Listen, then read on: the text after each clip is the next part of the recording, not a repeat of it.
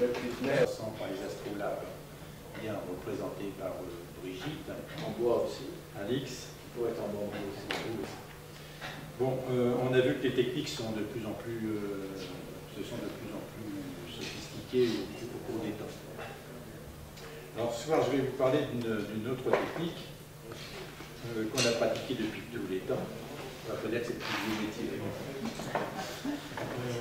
En même temps. Oui, oui, certainement, oui. Parfois en même temps. Mais que vous pratiquez, vous, tous les soirs, hein, c'est l'observation du ciel à l'œil nu. Il se repose parce qu'il fait un peu chaud. C'est vrai, dans ce que tu dis, les dames peuvent le faire en même temps. Ils observent. Alors pourquoi faire un exposé sur le sujet? Deux femmes. Ta soeur va venir? Elle finit quelque chose de bien. D'accord. Donc alors pourquoi faire un exposé sur ce sujet? Alors je l'ai raté parce que je n'ai pas vraiment l'habitude de faire ça à la salle, c'est la première fois. Et donc j'ai dû réfléchir un petit peu et l'écrire. Eh bien parce que le regard qu'on porte sur le ciel, c'est pas seulement un regard optique. Évoqué tout à l'heure. Consciemment ou inconsciemment, on va chercher inévitablement autre chose d'ordre culturel. Il suffit de regarder sur Stellarium les différentes mythologies. On voit bien que les Navarros ou les Inuits ne représentent pas la casserole de la même manière. Parfois, dans l'ensemble, il y a très peu de représentation, hormis chez les Chinois, mais ils n'utilisent pas non plus, c'est plus la casserole comme une louche, le dragon, bien sûr. Bon, donc ça, il suffit donc de regarder ces mythologies-là pour se rendre compte qu'effectivement,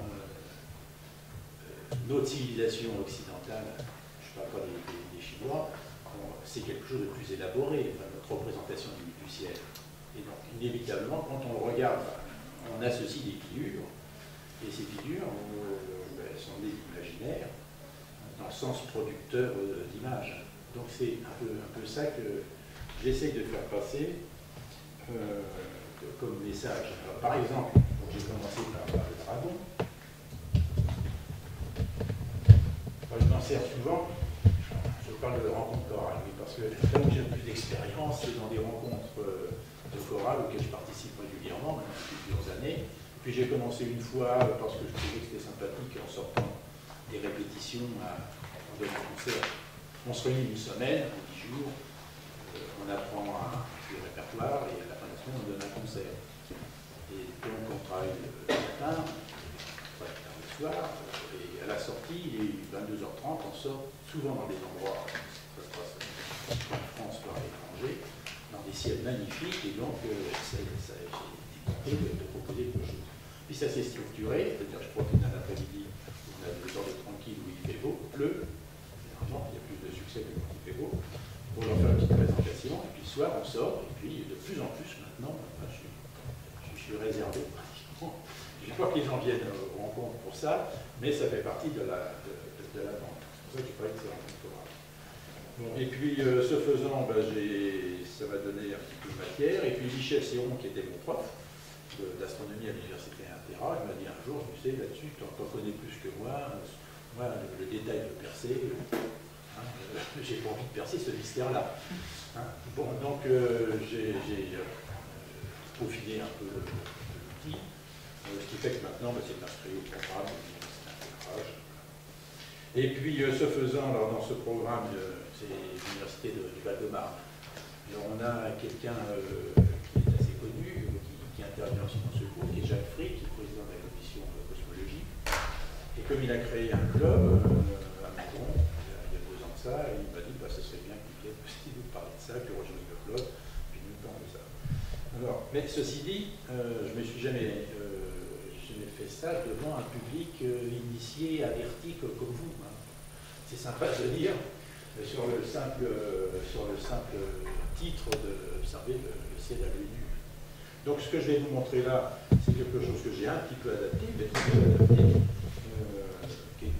Donc vous pourriez vous servir, par exemple, vis-à-vis de vos enfants ou de vos petits-enfants. Ça marche très bien avec les petits-enfants. Dès lors qu'on leur montre des dessin, qu'il y a du mythe, qu'il y a des histoires. Voilà, il plonge là-dedans, et puis après, il commence à s'intéresser à la distance des étoiles, à la taille, et puis comment ça fonctionne, et puis à l'intérieur de l'étoile, comment ça. Puis est-ce qu'elle naît, est-ce qu'elle meurt, est-ce qu'elles sont toujours là, puis c'est le fil des prix. Alors, donc je me propose aussi de balayer rapidement, parce qu'il y a l'apéritif, et c'est quand même très important dans les constellations. C'est de balayer rapidement, c'est fini. Alors, ça va, quand on regarde le ciel à l'œil nu, c'est d'abord, comme sur Terre, faire une sorte de cartographie, déterminer les autoroutes, les voies secondaires, les panneaux de signalisation. Donc, c'est de cartographier le ciel. Donc, ça sera les grands repères. Ensuite, comment est-ce qu'on repère les étoiles? Après, on fait la même chose pour les étoiles dans le centre de constellation. C'est de repérer les constellations. On fait la même chose ensuite sur les planètes. Je dirais deux mots, quelques supports, dont un dont je suis très fier, c'est la promotion. Malheureusement, il faut aller un peu loin pour la voir, sauf si vous avez des tuyaux. J'ai trouvé ça aux États-Unis, où il y a beaucoup de. Dans le moindre bled, on trouve dans les boutiques du matériel astronomique, des bouquins, des machins. Et cette carte-là, elle est vraiment super.